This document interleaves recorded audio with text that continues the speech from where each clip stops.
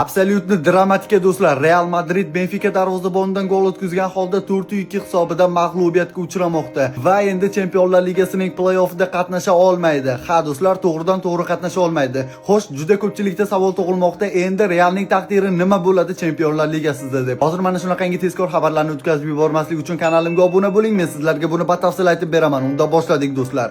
Xo'p do'stlar, Chempionlar Ligasining 8-turi yakunlandi, ya'ni guruh bosqichi o'z nihoyasiga yetdi va unda 1-o'rindan 8-o'ringacha bo'lgan klublar play-offda qatnashadi to'g'ridan-to'g'ri holda. Va endi 9-o'rindan 24-o'ringacha bo'lgan klublar esa saralashdan o'tib keyin play-offda qatnashadi, ya'ni 9-o'rindan 24-o'ringacha bo'lgan klublarga qur'a tashlanadi va Real ham aynan o'shalar ichida bor va ular ham play-offning saralashida qatnashadigan bo'lmoqda. O'z mag'lubiyati sababli Mourinho oxirgi turda o'zining sobiq jamoasiga qarshi final kabi harakat qildi va ularni yengib oldi do'stlar.